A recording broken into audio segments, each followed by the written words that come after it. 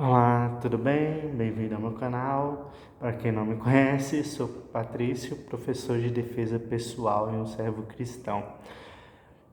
Bem, hoje esse vídeo ele vai nos colocar qual seria a melhor estratégia, né, para ganharmos almas a Cristo, ganhar almas a Deus.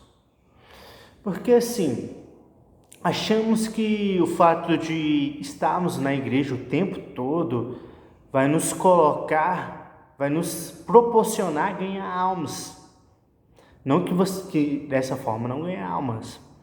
Mas o que é realmente ganhar almas? Primeiramente, né, a gente tem que pensar que ganhar almas se trata de Espírito Santo convencer as pessoas do pecado.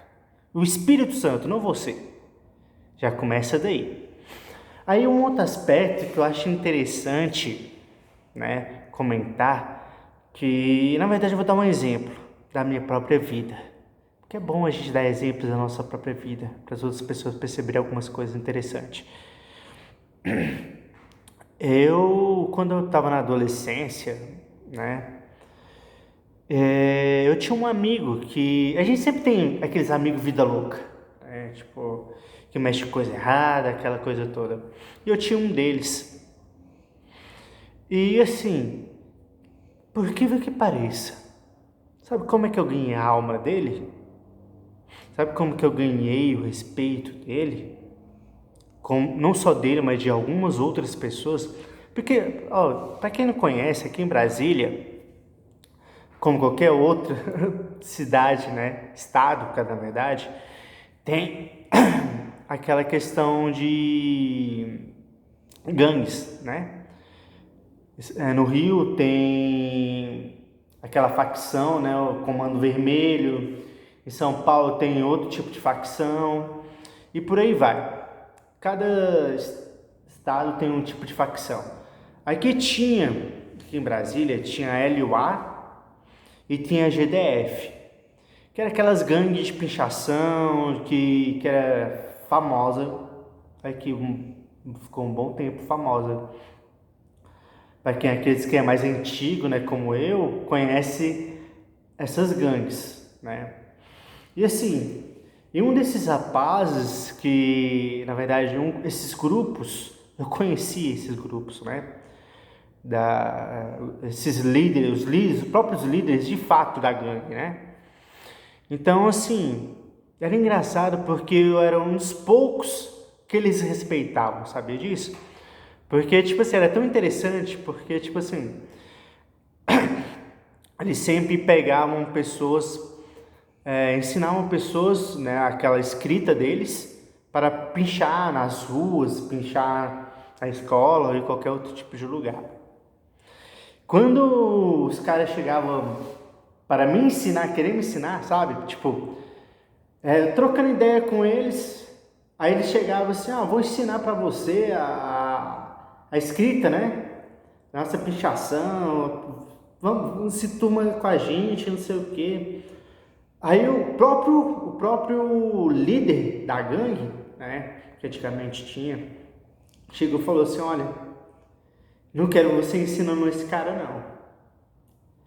Esse menino aí, você não mexe com ele não. Esse daí você deixa quieto. Os caras falavam desse jeito.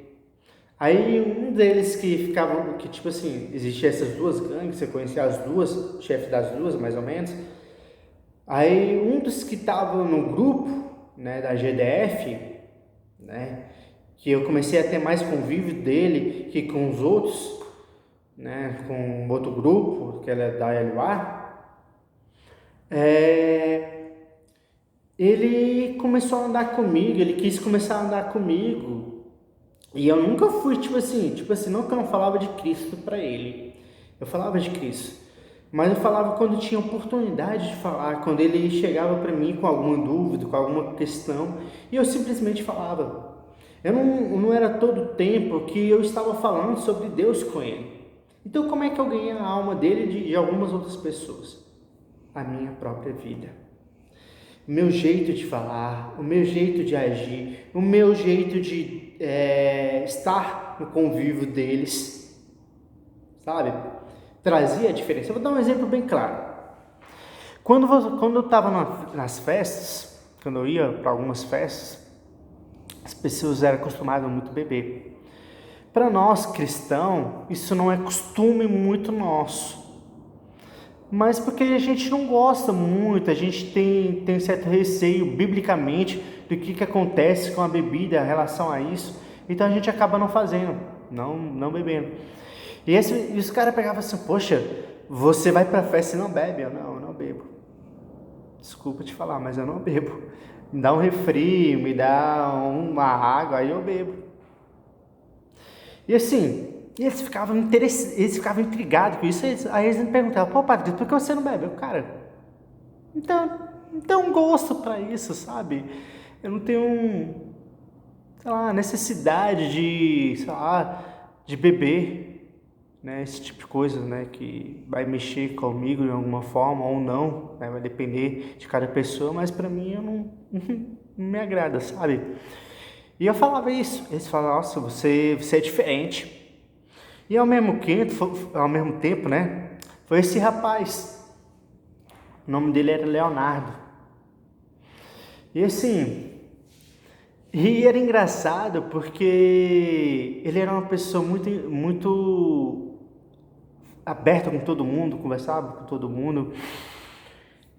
E a gente se conheceu, tipo, por essa intriga que tinha, entendeu? Porque, tipo assim, intriga assim, porque no começo ele me via como inimigo, de certo modo, porque eu era o cara certinho, né? E ele era o cara que não fazia aquela coisa certinho.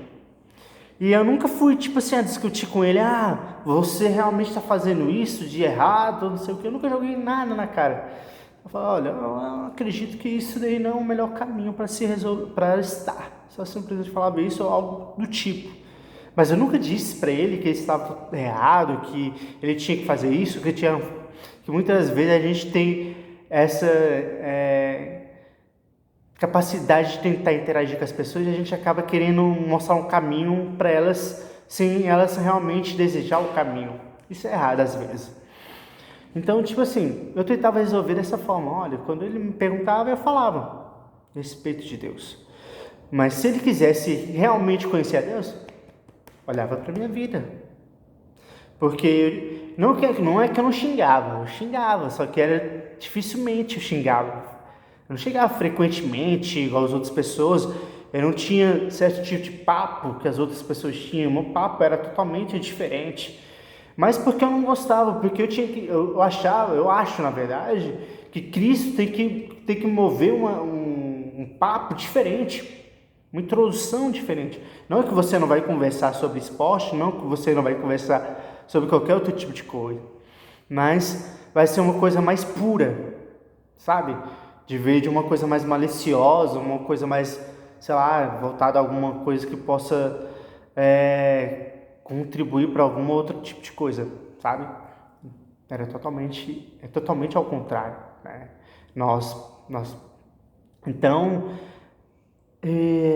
a gente dá para ganhar almas através do nosso próprio exemplo, nosso próprio jeito de agir, de falar, de se comunicar com as outras pessoas.